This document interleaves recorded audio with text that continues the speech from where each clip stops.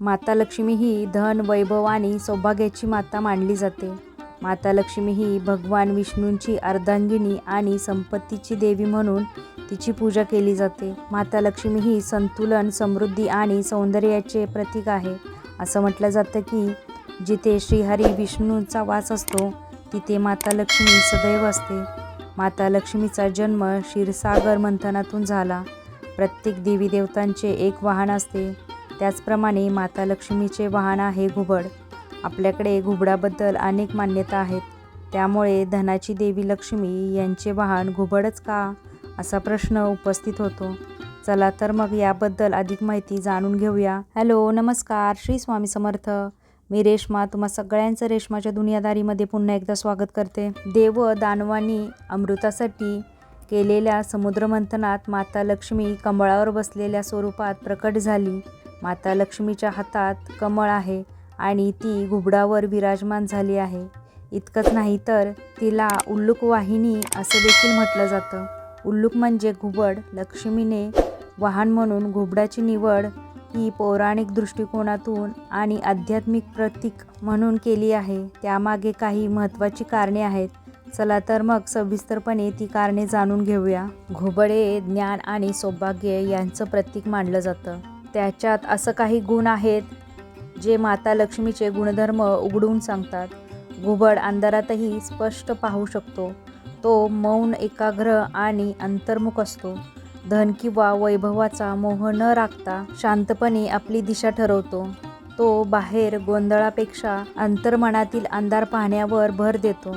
या सर्व गुणांमुळे लक्ष्मी मातेला घुबड अतिशय प्रिय आहे. कारण त्यांच्या दृष्टीने असं वाहन आवश्यक आहे जे विवेक, शांतता आणि जागरूकतेचं प्रतीक आहे. एकदा लक्ष्मी मातेने सर्व प्राणी आणि पक्ष्यांना सांगितले की कार्तिक अमावस्येच्या रात्री त्या पृथ्वीवर येणार आहेत आणि जो प्राणी किंवा पक्षी सर्वात आधी त्यांच्याजवळ पोहोचेल त्याला त्या आपलं वाहन बनवतील. सर्वजण त्या दिवसाची वाट पाहू लागले. अमावस्येच्या अंधाऱ्या रात्री लक्ष्मी माता पृथ्वीवरती आल्या. पण रात्रीच्या प्रचंड अंधारामुळे कुणालाच त्यांच्यापर्यंत पोचता येईना. मात्र घुबडाने आपल्या तीव्र दृष्टीमुळे माता लक्ष्मी यांना पाहिले आणि शांतपणे त्यांच्याजवळ पोहोचला. देवी लक्ष्मी यांनी पाहिले की घुबड शांत चित्तेने उभा होता. तो कोणत्याही बाजूला पाहत नव्हता. तो बोलतसुद्धा नव्हता. पूर्णपणे एकाग्र, शांत आणि मौन होता. त्याच्या या गुणामुळे माता लक्ष्मी प्रसन्न झाल्या आणि म्हणाल्या, तू माझं वाहन होशील.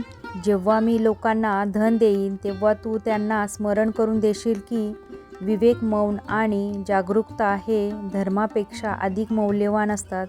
त्यानंतर माता लक्ष्मीचे वाहन म्हणजे घुबड असे मानले गेले. घुबडाच्या शांत, स्थिर आणि मौन वृत्तीमुळे माता लक्ष्मी यांनी त्यांचा वाहन म्हणून स्वीकार केला. घुबड हा केवळ पक्षी नसून ते एक आध्यात्मिकतेचे प्रतीक आहे. घुबडाला पाहिले असता ते अत्यंत गूढ आहे असंही वाटतं.